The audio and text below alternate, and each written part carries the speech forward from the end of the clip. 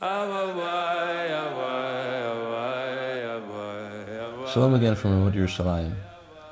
I'd like to share with you 3 psukim from Parashat Emor that on the surface seem to have not that much to do with each other, but with a little bit of insight we could see how they're actually quite related. Parashat begins with a pasuk of Moshe Rabbeinu being instructed by Hashem to tell Aaron HaKohen that he and his children are not to come into contact with dead bodies. The way that the Torah refers to this commandment is Vayomer Hashem al Moshe Emor el Kohanim b'nei Aaron, tell the Kohanim, the sons of Aaron, va'amarta aleihem, and you should say to them, l'nefesh lo yitama be'amav.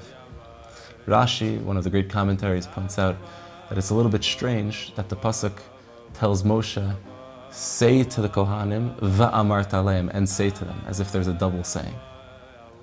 And he points out that in this pasuk, the Torah is telling Aaron that he, as the older Kohen, is supposed to give insight into the younger Kohanim as to how they're supposed to operate in the Beis HaMikdash. Be careful not to become tamei, to come in contact with these things which are going to lessen your sensitivity to the avodah that you're doing. However, as we've spoken about before, the concept of the Torah telling something to a specific group of people, to the Kohanim, which is not applicable to the rest of the Jewish people, is an impossible reality. We have to be able to take this into ourselves and to figure out how this is talking to us as well.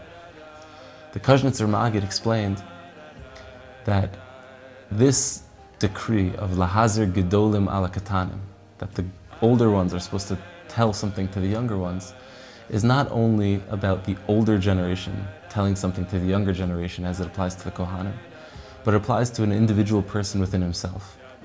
That sometimes there are moments in a person's life where they have a moment of godless, a moment of greatness, where they're in an expanded state of consciousness, where they're able to transcend themselves, and through tefillah, or through Torah, through prayer, or through study, able to go beyond themselves in a way that they don't normally feel connected to their spiritual self.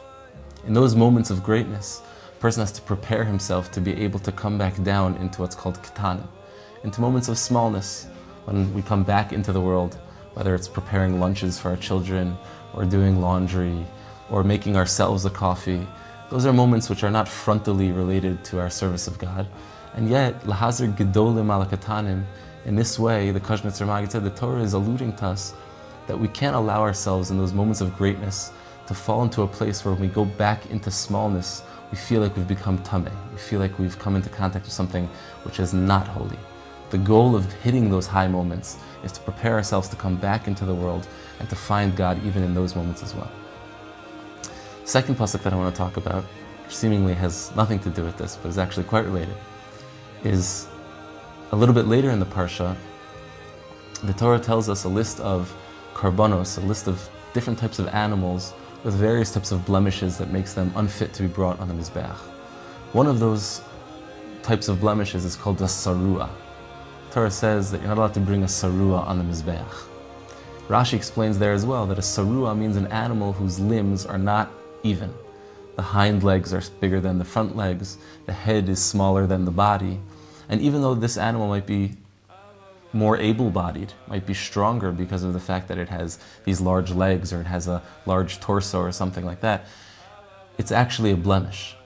The way that one of my Rebbeim explained it is that in the same way that the korban, which is not balanced, there's a certain amount of blemish in that. Sometimes there are people who are also not balanced. There are people who have, big hearts and very small heads, very small minds. They can't think big. They can't think out of their own small space. And sometimes you have the opposite. You have people who are very great thinkers but are cold and are not attentive to other people's needs. A person needs to be balanced, just like the korban on the Mizbeach needs to be balanced. A person can't have one limb be bigger than another, to have big hands, to be a big giver, but to be very slow in another area, to be not balanced in another area. The psul of the sarua, of the animal which is imbalanced, is mirroring the person who's actually bringing that korban, who also has to be balanced in this way. That a person's different limbs have to be in order so that he can connect to other people as well as connect to Hashem. He can be in line with God and humanity. And the third pasuk, which actually relates to the time period that we find ourselves in right now, is the pasuk which talks about the mitzvah of Sfiras HaOmer. The Torah tells us, Sheva Shabbasos Temimos Tihyena. We have to count 7 complete weeks of the Omer. And many of the Mefarshim, again, as well over here, are bothered by this word Temimos, 7 complete weeks. If it's 7 weeks, we know that they're supposed to be complete. And so one way of understanding this pasuk as well is that during this period of the 7 weeks of the Sfirat HaOmer that we're counting, it's not just that the weeks have to be complete, but it's Sheva Shabbatot Temimot Tihyena. Not only the weeks should be complete, but the people who are doing the counting should become more complete, more balanced, more tamim in their relationships, both with themselves and with others and with God, as they're going through the counting.